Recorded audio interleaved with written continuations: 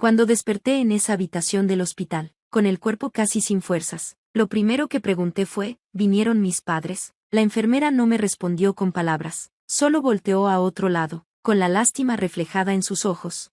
Estuve en coma 3 días tambaleándome entre la vida y la muerte tras un choque que me destrozó las costillas, fracturó la columna y casi me para el corazón. 3 días en los que nadie de mi llamada familia apareció, ni mi papá, ni mi mamá, y mucho menos mi hermano favorito, Mason.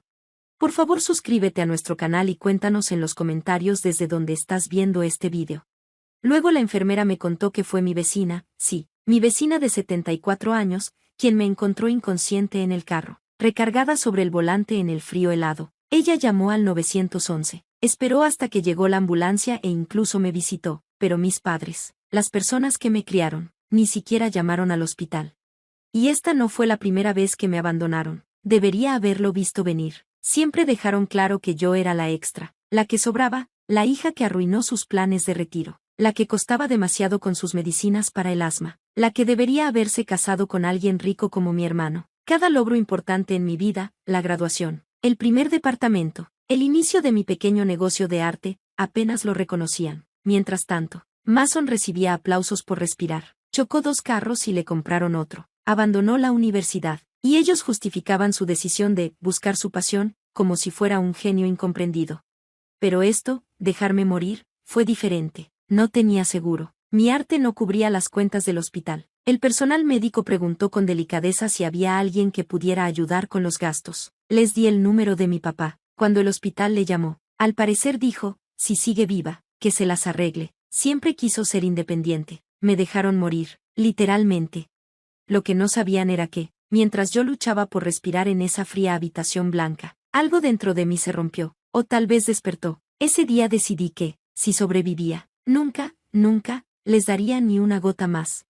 Cuando me dieron de alta, debía miles de dólares. Tenía moretones en lugares que ni sabía que podían doler, y caminaba con bastón. Regresé al pequeño estudio que rentaba. Gracias a Dios había pagado 6 meses por adelantado y ya estaba planeando.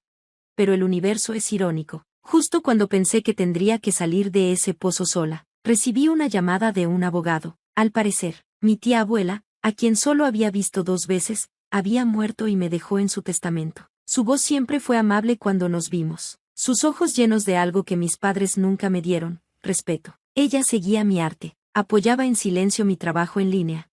Cuando murió, me dejó todo, su patrimonio, su tierra, sus inversiones, todo, y ahí comenzó la verdadera historia. Cuando entré a la oficina del abogado ese lunes, aún cojeaba por el accidente y tenía moretones en los brazos, pero mantenía la cabeza en alto. Me entregaron una carpeta, gruesa, legal, abrumadora, con los detalles de una fortuna que nunca imaginé. Mi tía abuela Evelyn había sido rica, silenciosa y brillante. Nunca ostentó su dinero porque no confiaba en la gente como mis padres. Su patrimonio incluía un viñedo en el norte de California, 3 propiedades para renta en Oregón y más de $3 millones en inversiones diversificadas. Y me dejó todo, con una línea en su carta manuscrita que me hizo llorar, a la única en esta familia que sabe lo que duele y nunca se volvió fría. Usa esto para sanar y construir tu propio legado, deja lo demás atrás. Al principio no se lo conté a nadie, no lo necesitaba. Pagué la deuda del hospital anónimamente. Vendí el contrato de arrendamiento de mi antiguo estudio. Hice un viaje al viñedo, mi viñedo ahora, y caminé entre las filas de uvas como si finalmente pudiera respirar por primera vez. Luego llegó el mensaje de Mason: oye, escuché que sigues viva. Mamá dice que los has estado ignorando. No seas dramática. No, ¿cómo estás? No, me alegra que estés bien. Solo arrogancia. Derecho y ese mismo veneno familiar que bebí toda la vida. No respondí. Todavía no. La siguiente semana vi a mis padres otra vez, no porque los llamara, sino porque llegaron. Yo había puesto discretamente a la venta el condominio frente al mar de mi tía, y al parecer reconocieron la dirección. Abrí la puerta en silencio. Los ojos de mi papá se abrieron al ver los pisos de mármol. Mi mamá parpadeó ante los muebles de lujo. ¿De quién es esta casa?, preguntó. Mía, quise decir, pero sonreí y respondí, ¿en qué puedo ayudarles? Al principio fingieron ser amables, demasiado amables. Oh, querida, estábamos muy preocupados. Queríamos saber de ti. Te ves increíble, tan saludable. Ese vestido parece caro. ¿Es de diseñador? Les ofrecí té. Se lo serví en porcelana con borde dorado. Las mismas tazas que mandé a traer de Francia.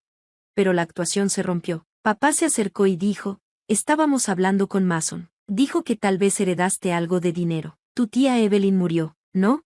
Qué triste. Una mujer tan dulce. Mamá agregó, siempre te quiso. De todas formas, tú sabes que tu papá y yo éramos sus parientes más cercanos después de ti. Pensamos que dividiría todo. Quizá puedas transferirnos nuestra parte.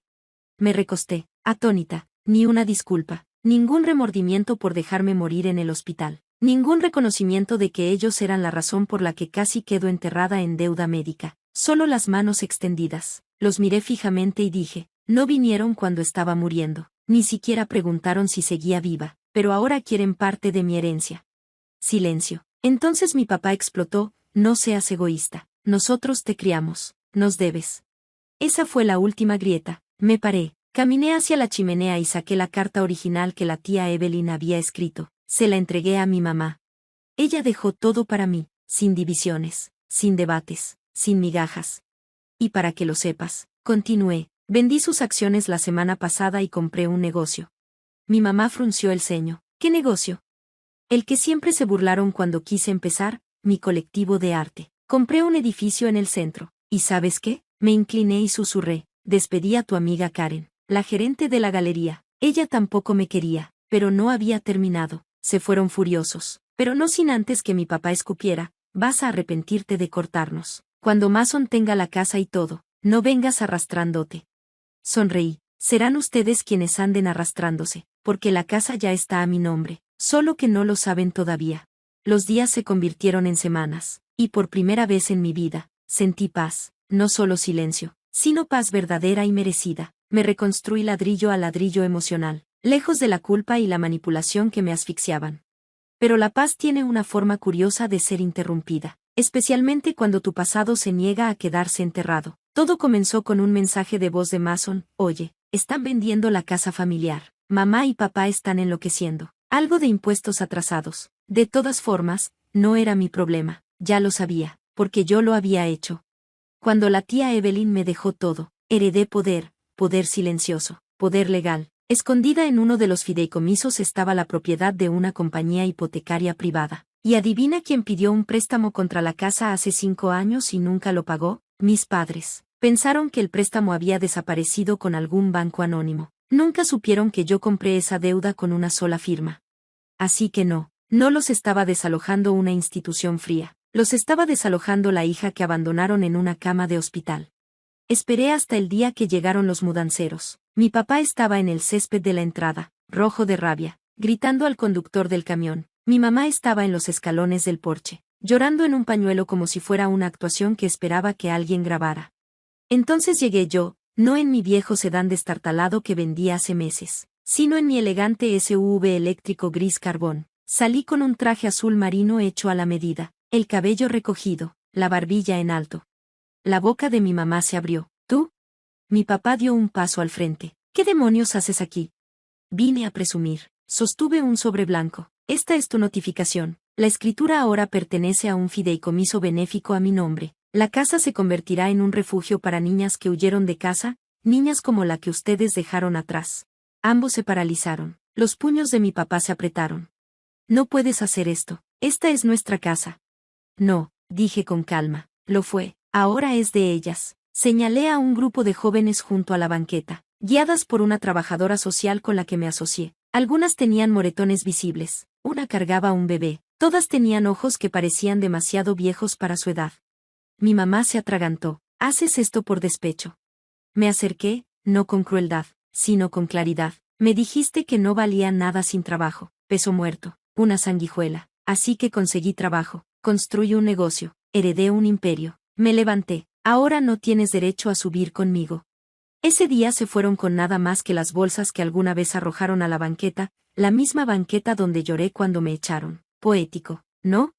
Semanas después, celebré la inauguración del nuevo refugio. No era solo una casa, era un mensaje grabado en ladrillo, no necesitas ser aceptada para ser digna. Vinieron reporteros, donantes escribieron cheques, estuve al lado de chicas que me recordaban a mí misma, y por primera vez, mi historia no era de dolor, era de propósito.